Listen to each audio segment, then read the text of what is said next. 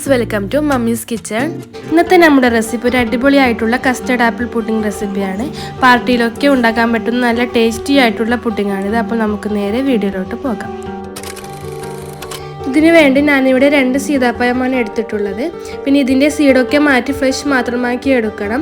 അത് കൈകൊണ്ട് ഇത് വേർതിരിച്ചെടുക്കൽ വലിയ പണിയുള്ള കാര്യമാണ്. അതുകൊണ്ട് തന്നെ എളുപ്പത്തിന് വേണ്ടി ഇതിൻ്റെ ഫ്രഷ് സീഡോടെ ഒരു ചോപ്പറിലേക്ക് ഇട്ട് കൊടുക്കുന്നുണ്ട്. ഇതിൻ്റെ തൊലിഭാഗം പെടാതെ സൂക്ഷിക്കണം. തൊലിഭാഗമായാൽ കയ്പ്പ് രുചി ഉണ്ടാവും. മുഴുവൻ ഫ്രഷ് ഇട്ടതിന് ശേഷം ജസ്റ്റ് ഒന്ന് ചോപ്പ് ചെയ്തെടുക്കാം. പിന്നെ ചോപ്പറിന് പകരം മിക്സിയിൽ ജസ്റ്റ് ഒന്ന് അടിച്ചെടുത്താലും മതി. ഫ്ലഷും സീഡും സെപ്പറേറ്റ് ആയിട്ടുണ്ട്. ഇനി ഈ സീഡ് ഇതിൽ നിന്നും മാറ്റാം.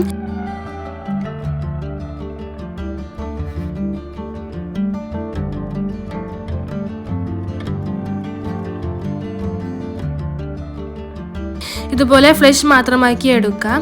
ഇനി നമുക്ക് പുഡിംഗ് ആക്കാനായി തുടങ്ങാം. അതിനു വേണ്ടി 1 ലിറ്റർ പാലാണ് ഞാൻ എടുക്കുന്നത്.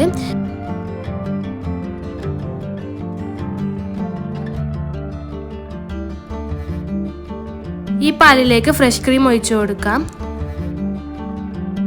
1/4 കപ്പ് അളവിലാണ് ഒഴിച്ചു കൊടുക്കുന്നത്. പിന്നെ അടുത്തതായിട്ട് മിൽക്ക് മെയ്ഡ് ഒഴിച്ചു കൊടുക്കാം. ഞാനൊരു ടിന്നിൻ്റെ 1/4 ഭാഗത്തോളം ചേർത്ത് കൊടുത്തിട്ടുണ്ട്.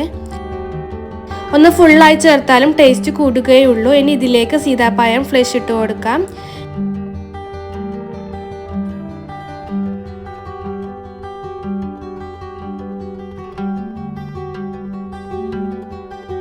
ഇനി ഇതെല്ലാം കൂടി ഒന്ന് മിക്സ് ചെയ്തെടുക്കാം.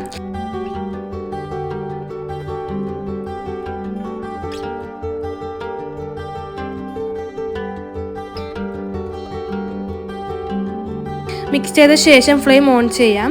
പാല് തിക്കായി വരുന്നവരെ ഇളക്കി കൊടുക്കണം.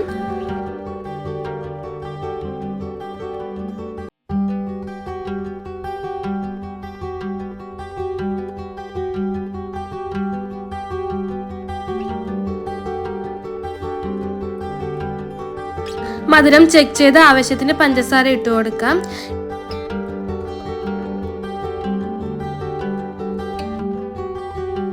ഇത് തിളക്കുമ്പോഴേക്കും മറ്റു കാര്യങ്ങൾ റെഡിയാക്കാം.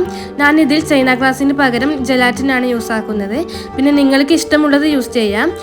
ഞാനിവിടെ 3 ടേബിൾ സ്പൂൺ ജലാറ്റിനാണ് എടുക്കുന്നത്. ചൈന ഗ്രാസ് ആണെങ്കിൽ 1 ലിറ്റർ പാലിന് 10 ഗ്രാം ചൈന ഗ്രാസ് എടുത്താൽ മതിയാകും.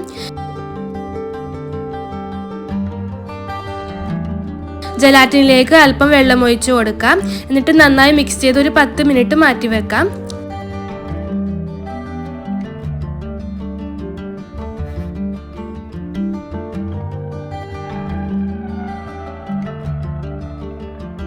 അപ്പോൾ നമ്മുടെ പാലിത കുറുകി വന്നിട്ടുണ്ട്. ഫ്ലെയിം ഓഫ് ചെയ്ത് ഇതിലേക്ക് ജലാറ്റിൻ ചേർത്ത് കൊടുക്കാം.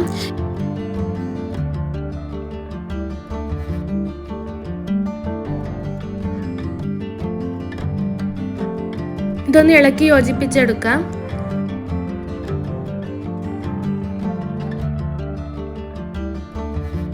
ഒരു പുഡിംഗ് ട്രേ എടുത്ത് ഇതിലേക്ക് ചൂടോടെ തന്നെ ഒഴിച്ചു കൊടുക്കാം.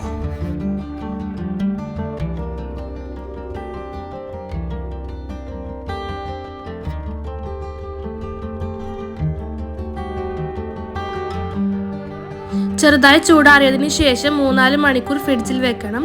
ഫ്രീസറിൽ വെക്കരുത്, താഴെ വെച്ചാൽ മതി. എന്നിട്ട് 4 മണിക്കൂറിന് ശേഷം പുറത്തെടുത്ത് നമുക്കിത് ഡെക്കറേറ്റ് ചെയ്യാം. ഞാൻ ഇതിൽ ബദാം ക്രഷ് ചെയ്താണ് ഡെക്കറേറ്റ് ചെയ്തത്. നിങ്ങൾക്ക് ഇഷ്ടമുള്ളത് വെച്ച് ചെയ്തെടുക്കാം. അപ്പോൾ നമ്മുടെ ടേസ്റ്റി ആയിട്ടുള്ള സീതാപ്പഴം പുഡിംഗ് റെഡി ആയിട്ടുണ്ട്. നിങ്ങൾ എല്ലാവരും ഉണ്ടാക്കി നോക്കി ഫീഡ്ബാക്ക് കമൻറ്റായി അറിയിക്കണം. ചാനൽ സബ്സ്ക്രൈബ് ചെയ്യാത്തവർ സബ്സ്ക്രൈബ് ചെയ്ത് സപ്പോർട്ട് ചെയ്യണം. വീഡിയോ ഇഷ്ടമായ ലൈക്ക് ചെയ്യാനും മറക്കരുത്. അപ്പം വീണ്ടും നല്ല റെസിപ്പിയുമായി കാണാം. Thank you for watching.